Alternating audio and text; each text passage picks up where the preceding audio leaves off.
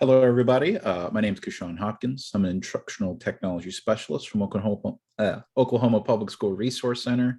And today I get to talk a little bit about the ISTE standards for students. So really cool stuff, especially kind of following off of talking about technology integration frameworks for the last couple of tech talks. And then this one's sandwiched in between the other ISTE standards in there. So we'll talk more about that in a bit. But first, just introductions real quick for anybody seeing this for the first time. So I'm Kashawn, and I'm also joined here with my colleague. Go ahead. Hello, I'm Kurt Bernhardt. I'm the Director of Technology for OPSRC. And Kashawn and I make up the tech team. If you need any tech help, just let us know. Yeah, and easiest way to do that is through techteam@opsrc.net. Shoot us an email. Doesn't have to be about tech talks. Can be really anything when it comes to education and technology. We're there for you. We want to have that conversation. Help you resolve any issues you might have there. Cool. Additionally, for this tech talk specifically, there's a link to the slides. I'll copy paste that a little bit there. But I want to read it out because it is case sensitive, little shortened link here. It's lowercase t period ly / g lowercase g a uppercase x lowercase h. You should have access to the slide. I tried to design these in a way that you could use this as a reference if you ever need to. There's tons of resources in here that I call goodies. There's a couple of pages dedicated to not only just the ISTE standards, but other technology frameworks, because I feel like all of them tie into each other. So I feel like it was a good resource to share. For those who don't know, the ISTE standards are standards for technology that have developed. And I believe they're in their third iteration, I want to say. Can't remember off the top of my head. But it's something that has been heavily researched. It's pedagogically centered. It's just, you use standards for content, and there's also standards for technology as well. And they are broken down into different categories depending on what group you want to use them on. You have the students, which is the focus of this one, but we also have one for educators, another for administration. I believe there's a coaches as well.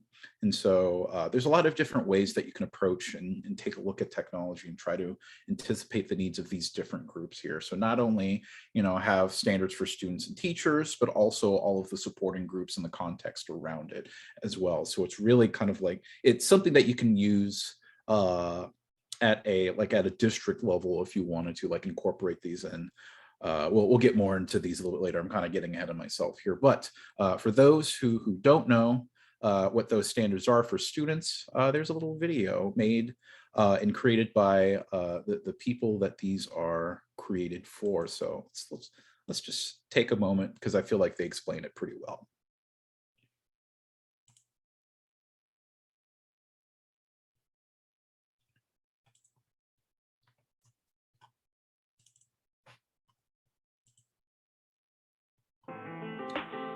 Shout out to all my 21st century learners out there. You know how we do it. Let's go. Yo, number one, I'm an empowered learner. I set goals and pursue them with fervor. My learning is up to me, it's not passive. My brain learns best when I am digitally proactive. Number two, I'm a digital citizen. I stay safe on all the sites that I'm visiting. I use technology to make a difference. With power comes responsibility. You digging it? I'm a knowledge constructor. Number three, I carefully select and evaluate what I read. Curate media also brilliantly, and I think critically about source validity. Four, I'm an innovative designer. That means I solve problems, major and minor. Start with empathy, ideate, then prototype. Test and iterate, that method is so nice. I'm a computational thinker. Five, improving any process that I can find. Writing algorithms and testing in beta. Analyzing to find the trends in the data. I'm a creative communicator, that's six. Like I put this in a rap song to make it stick. I could use different media or tools like infographics to get my point through. Seven, I'm a global collaborator. I might connect with students way over the equator. Digital tech makes the dream come true. Had a virtual field trip with a kid in Peru. That's 7 ways that I can be a lifelong learner in this 21st century. What kind of student do I want to be? It's my path, that's up to me. That's 7 ways that I can be a lifelong learner in this 21st century. What kind of student do I want to be? It's my path, that's up to me. Yep. So those are the 4 standards for students. All different wonderful targets on things to shoot for whenever you introduce technology into your classroom. When you're asking the question of like, what are my students getting out of this? Any of these skills are going to be useful for them outside of the classroom, out of those classroom contexts.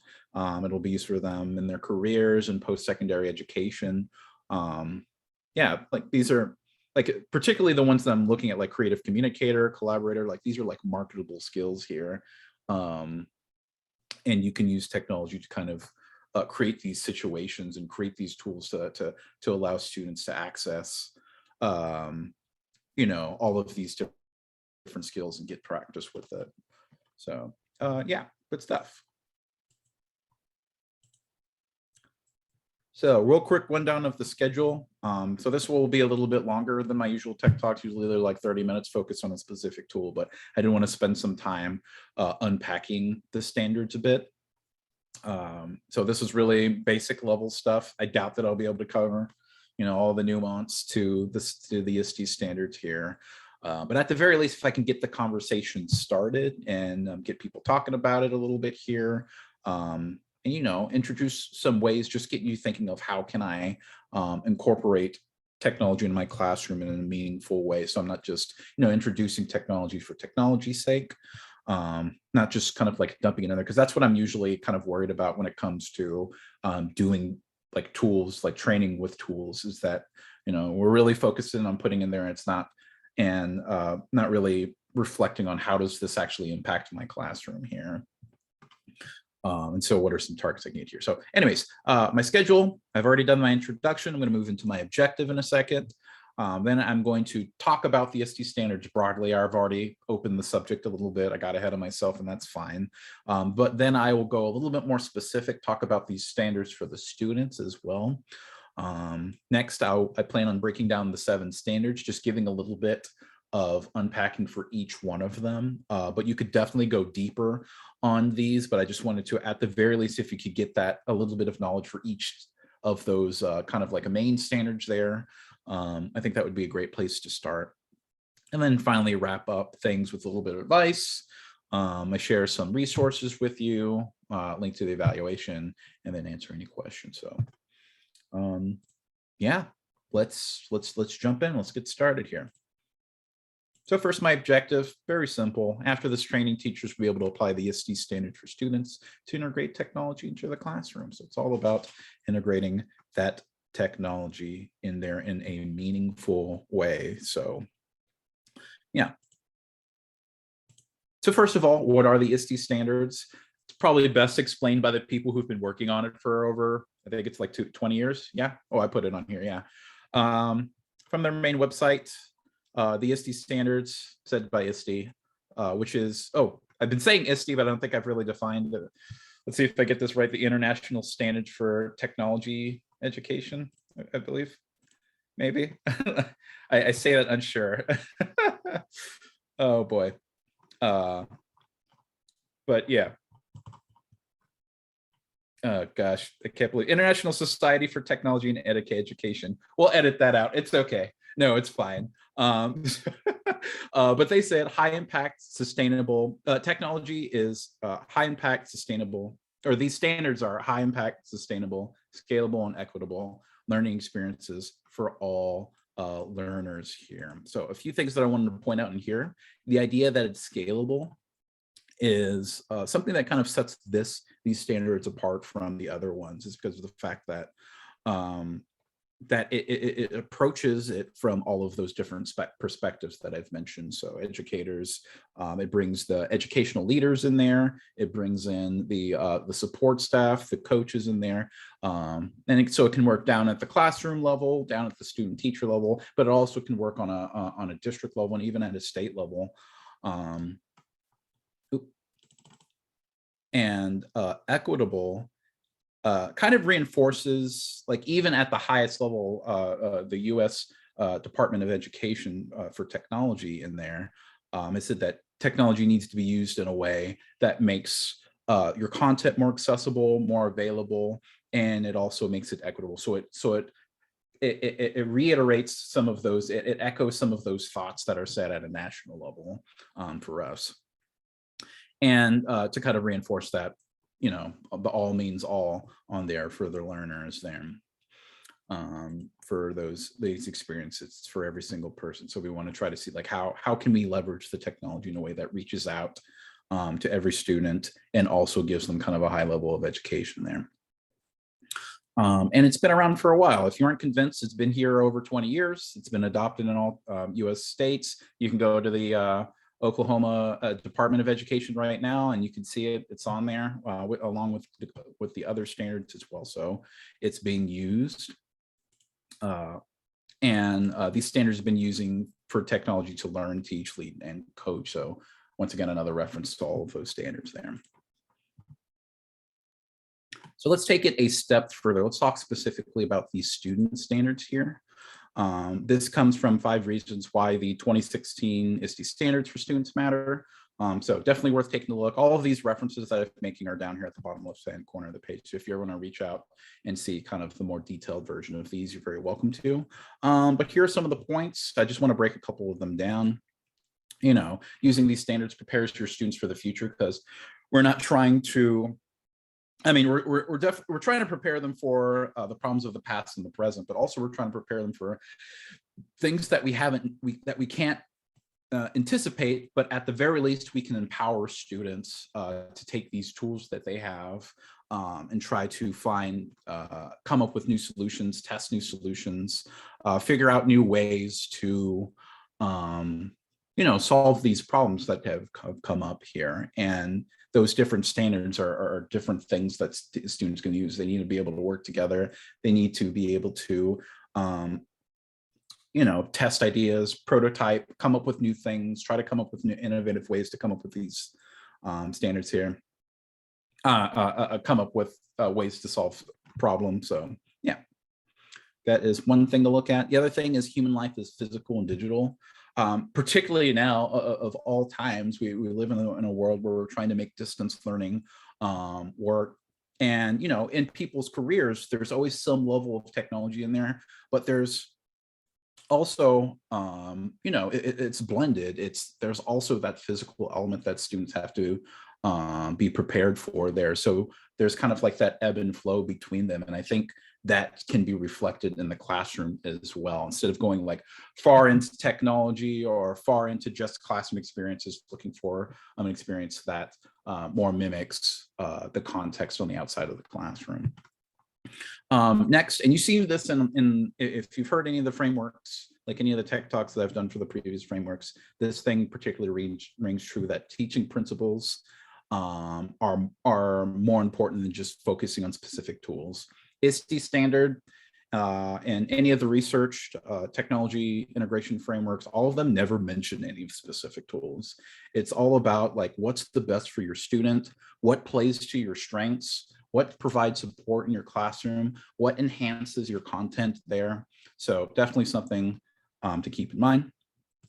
The next idea is that we are global citizens, whether the students like it or not. They're a part of a community that's growing and that's even more and more connected, good or bad, however you want to interpret the situation. Like a student is going to be connected to what's going on the outside world. And so we got to prepare them for that. And, you know, teach them how to be a good citizen. Like the digital citizen part is so important to me when it comes to that standard, because it's like, you know, how do you be a person online? Like, and how do you be aware of the type of a footprint that you're making whenever you make an interaction online? So definitely keep that in mind there. And then the final one here is lives, learning, and technologies role in both. Their students care about these things. They care about their life. At a certain point, we want them to care about their learning and what they're getting on in their classroom. And, you know, like I put down over here, learning is a student-driven process. Because if it's a teacher-driven process, like the ideas kind of stop at, you know, whenever the students leave the classroom. But if they take ownership of it, if they approach it in these kind of authentic contexts where they are empowered to take these tools and make their own decisions, they will be more prepared whenever they come up with issues outside of the classroom there. It won't just be like, you know, my teachers always made these decisions for me, so why aren't they making them now? It's kind of getting away from that situation there. Okay, so that is quite some of the introduction stuff.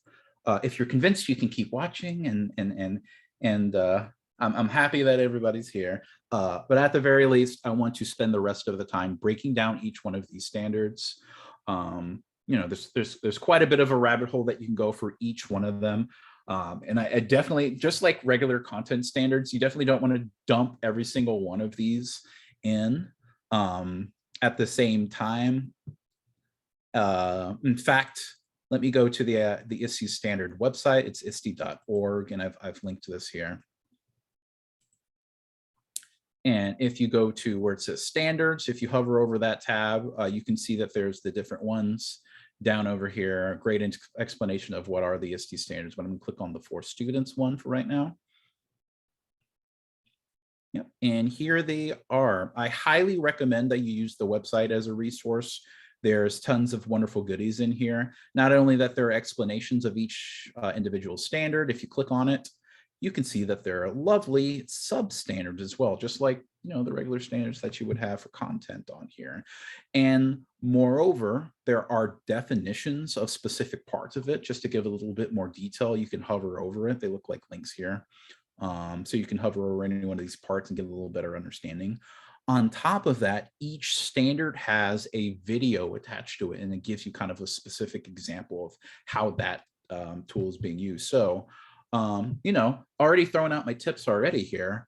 I highly recommend that if you don't know where to start, pick a substandard and say, okay, how in whatever unit that I'm going in, whatever lesson that I'm going in, how can I tie this piece to my content here? Because I know taking a look at these standards, you might gloss over it and your first thought might be, oh, great, more stuff to dump in here.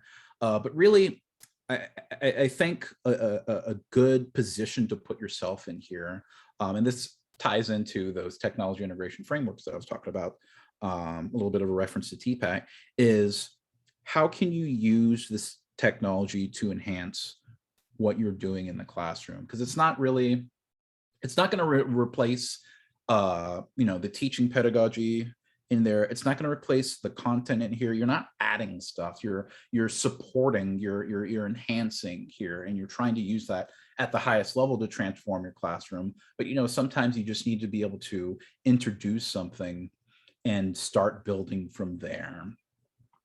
So yeah, ask yourself that question. Take a look at any one of these, whatever speaks out to you on here on any one of these standards or any of these sub-standards that I'm going to try to reference here is what is a way that I can take one of these pieces and enhance what I'm doing in my classroom. So that's kind of my approach when I've developed the breakdown for each one of these standards here.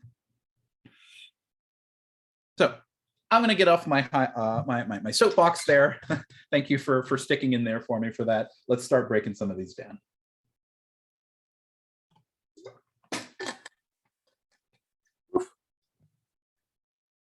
Empowered learner. I think this is a great standard to start. All these standards aren't in some sort of hierarchy at all. You can approach any one of them. But I feel like if you were going to start with one, I would probably recommend the empowered learner, because this one forces you to shift your idea behind, if you're doing kind of like a more teacher-centered, you're delivering the content, you're making the decisions for this technology. If your classroom most resembles that, or if you're not using technology at all as well, you might be like more of a, you know, we're doing projects, or we're just going to do the stuff out of the textbook, we're going to do worksheets. Not saying that there's anything wrong with any of that, but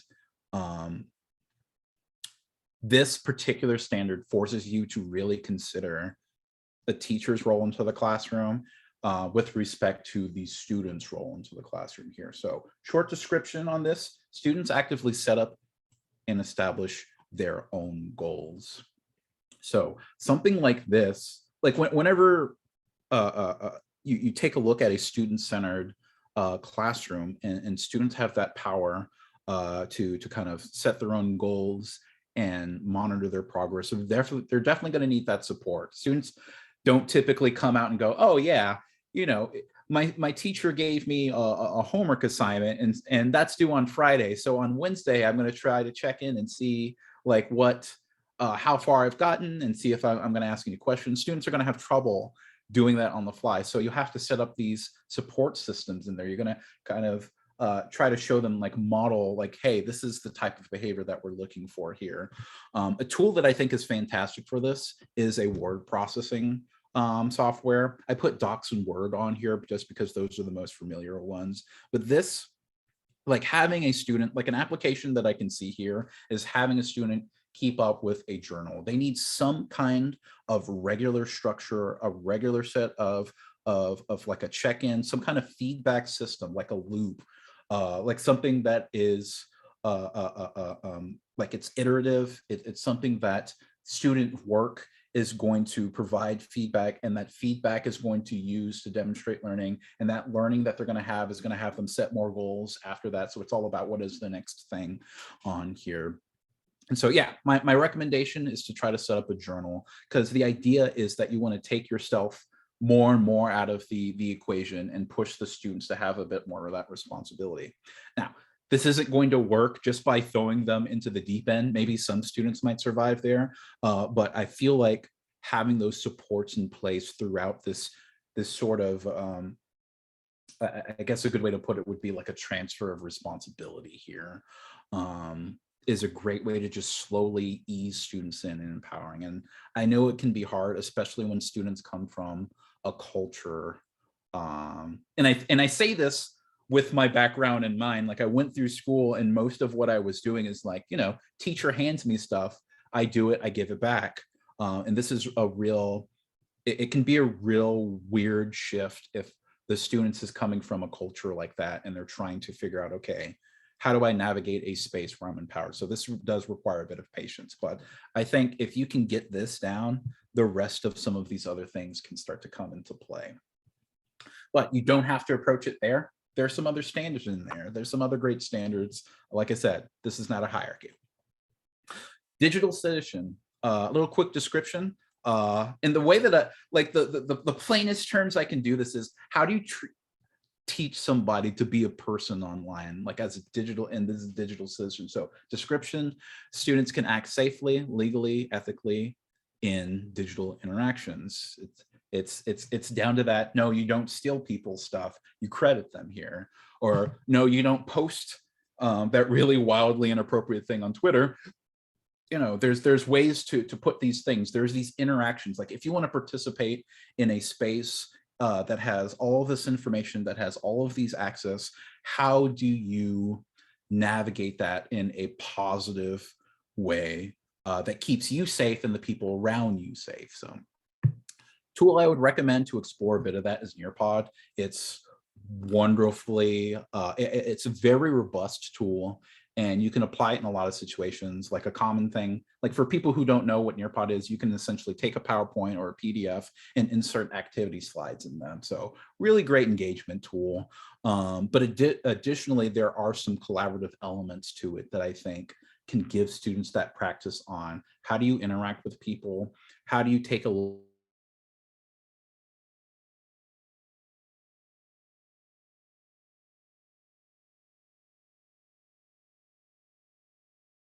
look at some content, and yeah, take a look at that one. It's certainly, when I make these recommendations, It's certainly not the only to explore other ones, still get it down for this, but I just want to give you something that you can hang yourself on and make some attempts on trying to start at the entry level of this.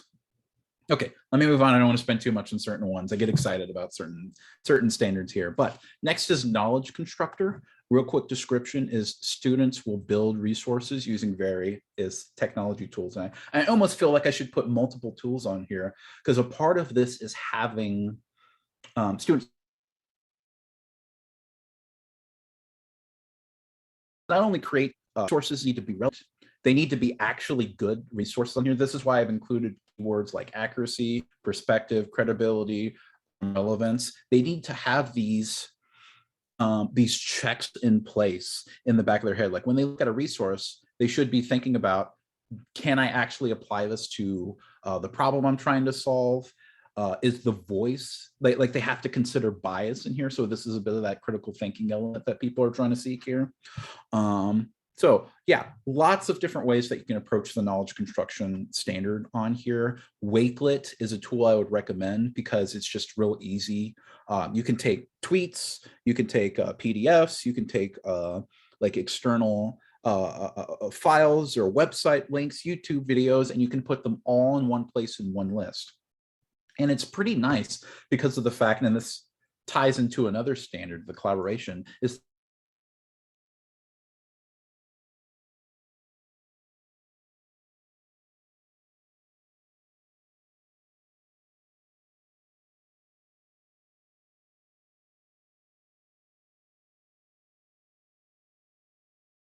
the fact that you can share these. I'm talking about each one of these standards individually so I could break down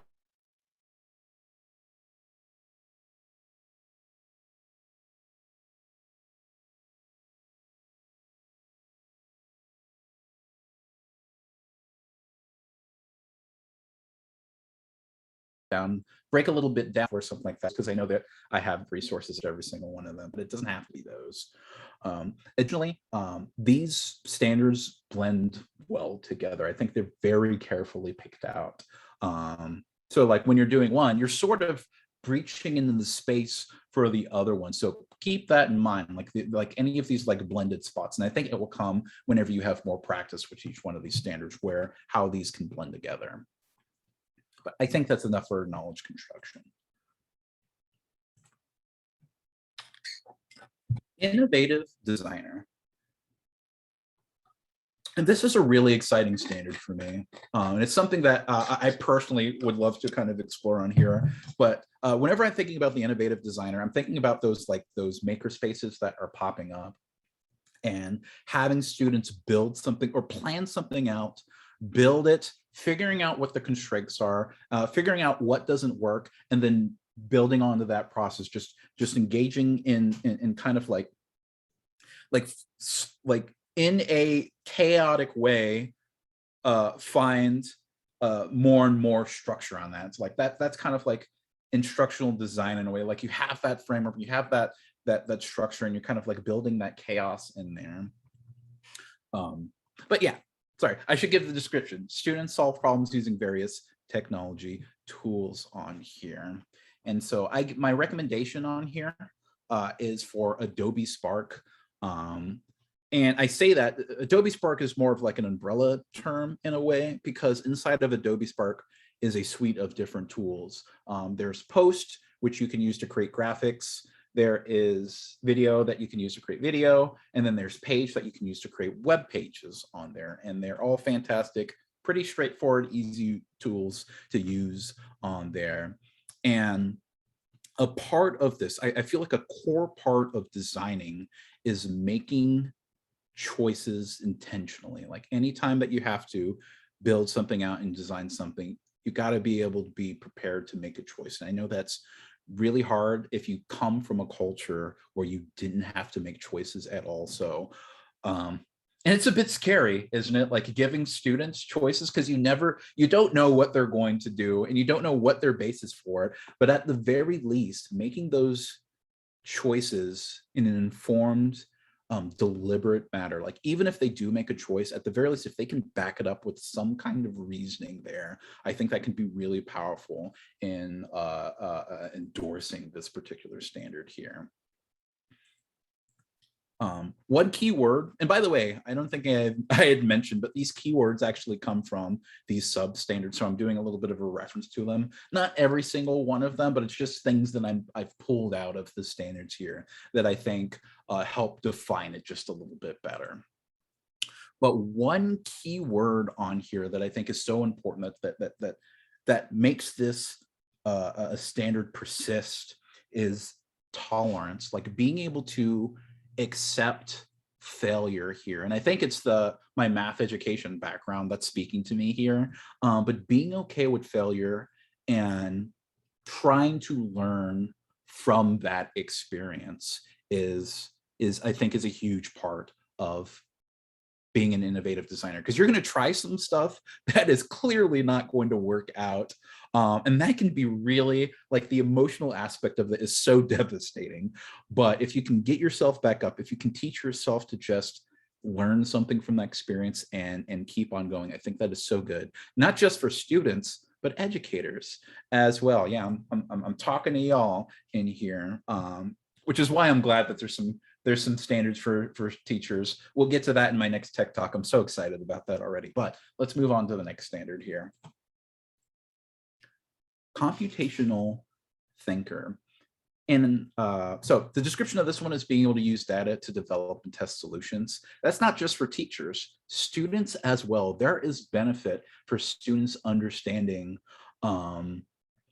in a data-driven way what the connection between what they're doing and what they're learning on here. And of course, and I put two tech tools on here as well, because I feel like the interplay between them is so strong, is, Forms for Microsoft or Google, it's the same, it's named the same thing, and their connection to the data processing, Sheets and Excel. A quick application for this is being able to collect qualitative and quantitative data and using it to make a decision. When it comes to computational thinking here, making decisions, I feel like, is a core part of this. And I've already kind of talked about that in Innovative Designer, making choices on that one. So I think this blends kind of well in here, but using data to be the backup for that, I think is a fantastic support. And I like this standard in a way that it considers visualizations. It's about taking data, and it's crazy complex. It can be like super crazy robust, and then taking that and turning it into something meaningful, not just to whoever is using the data and understanding it inside and out, but turning it into something usable for other people that don't understand that. So I think visualizations go a huge far away. It goes far with that one. I did mention Excel, but off the top of my head, I know Power BI is really strong for that as well. So yeah. Anyways, there's that descriptive models. One thing I do want to point out is algorithmic thinking as well. This stuff, I know for some people, computational thinker is going to invoke a little bit of anxiety, because I know some people really struggle with math, but I feel like computational thinker also applies to other disciplines other than mathematics and computers. Just the idea of being able to think like an engineer, like, is there a solution path that's repeatable here? Like that engineering thinking is the way that I have it described to me in a way in my brain that makes sense. Anyways, I would love to break down this a little bit more, but let me make sure I touch on these last two here. But that's computational thinker, just to start for that. Next is creative communicator. And I love stuff like this, because whenever students are thinking creatively, they can surprise you, but it's also exciting in a way. So description, students are communicating and expressing themselves using a variety of tools. Hopefully you're sensing a little bit of a pattern here. At a certain point, you're not just using a single tool in a procedural way that you've taught them.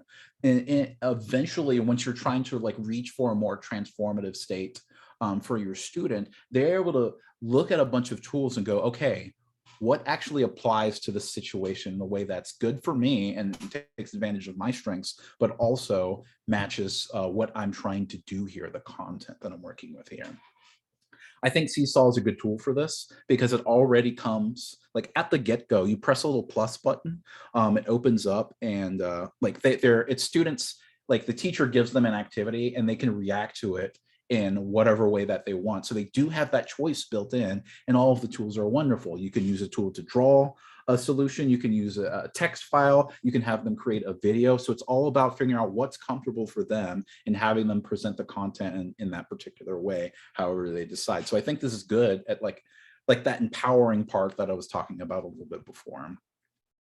But yeah, an option that I said is to create a portfolio, and Seesaw already has that in mind, that like anything that the student creates, it filters it. Like you can possibly filter everything down to what just the student did, and download that all in a PDF, share it with parents, or share it with the student, or they can have the power to do some of that as well, or you can create a blog. So there's lots of different ways that you can approach this, and Seesaw is definitely not the only tool that has something like that as well.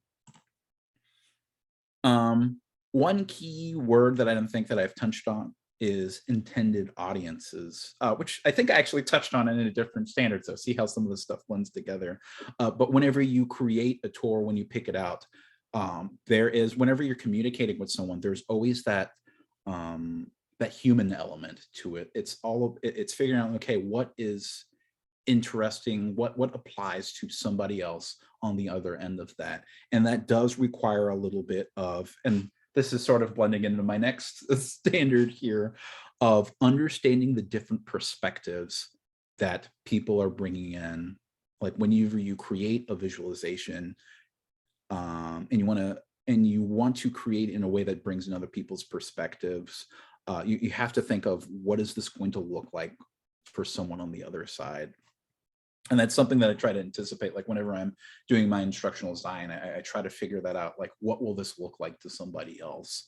And that can sometimes be hard to do just because of how varied in experiences, like the human experiences, like how varied it is, and how limited that somebody's experiences can be.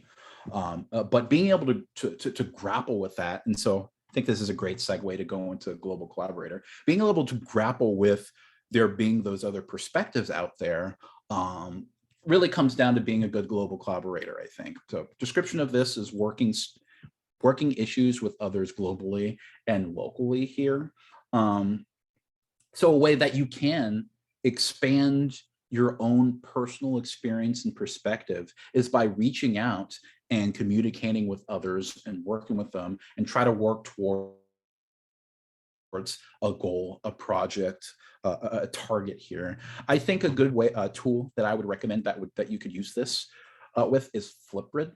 It's basically a discussion post that you set out, and students reply using video conversations in here. So it's a little bit like, it's not like for Seesaw, you have 6 different tools that you can work with. So not so much on the choice stuff.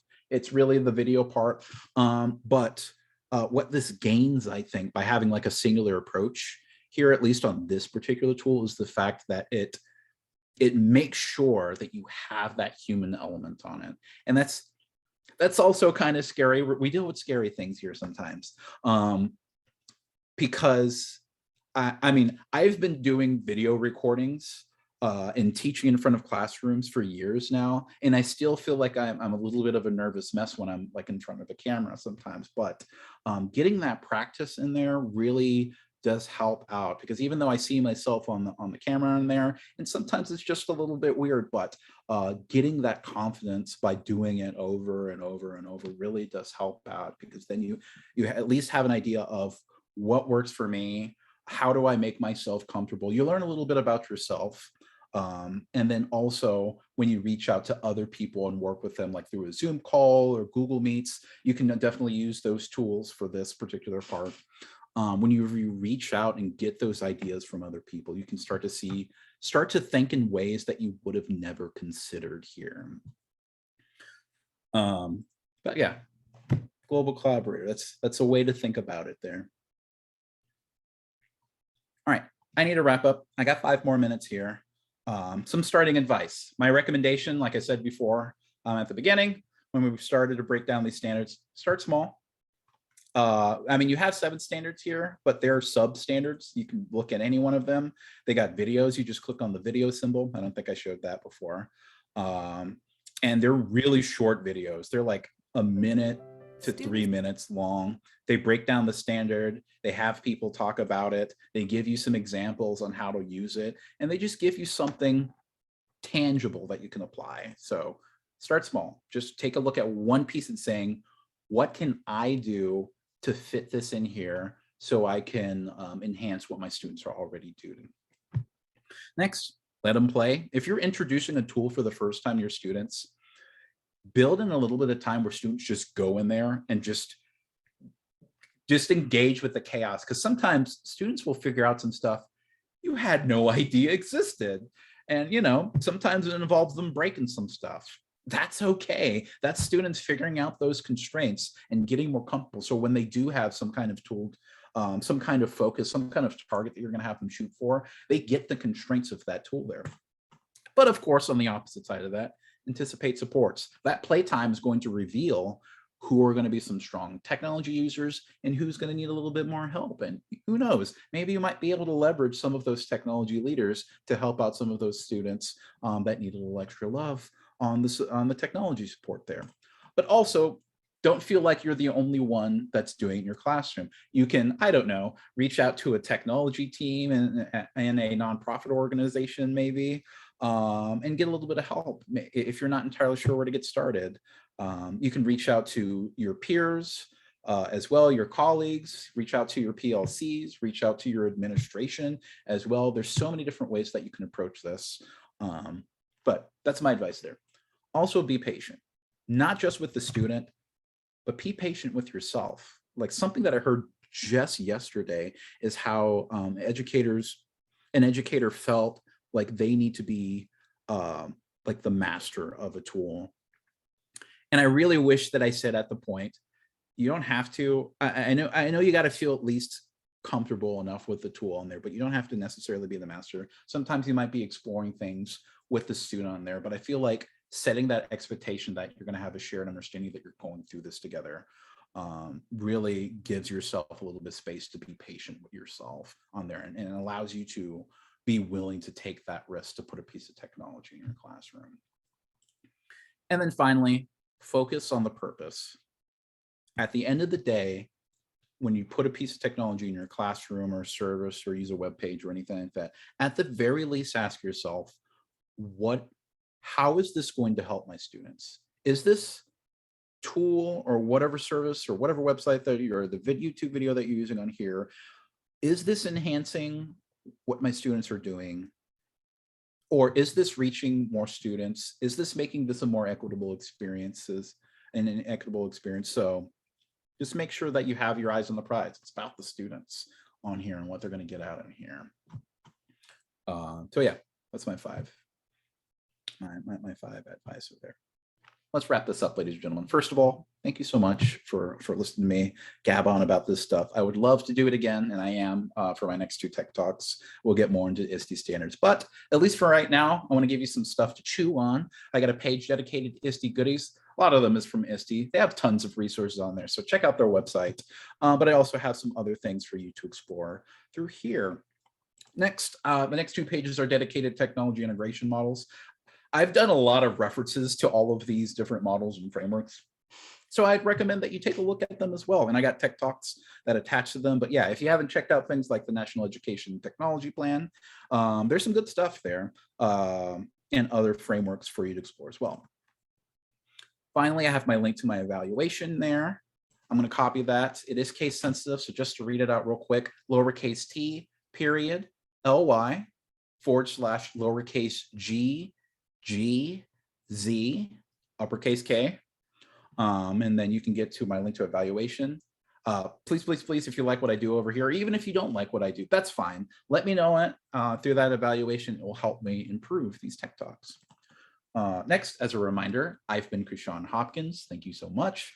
And I'm also joined here with Kurt Bernhardt. Together we make the technology team, which you can reach out at techteam@opsrc.net. We would love to hear from you. I have a link to the slides here, but you should definitely, at the very least, bookmark it or something. Save it somewhere or share it with somebody, because at opsrc.net/TechTalks, you can go here. You can see the future Tech Talks that I plan on doing. We got some really exciting stuff, say, coming up here. At the very least, we have ISTE Standards for educators and educational leaders, so love to get to those. You can also suggest a future tech tool. If you go through this page and you're like, hey, what about this that I use all the time and I love it? Give us a shout out, and I'd love to check it out and see if I could turn it into one of these things. And then finally, at the bottom of this page, I have archived Tech Talks. I have done 26. This would be the 27th, and we have 2 more to put on there. So exciting stuff on there. I have the videos that are attached to them and the slides as well. So yeah, thank you so much, everybody. And I guess I'll take questions.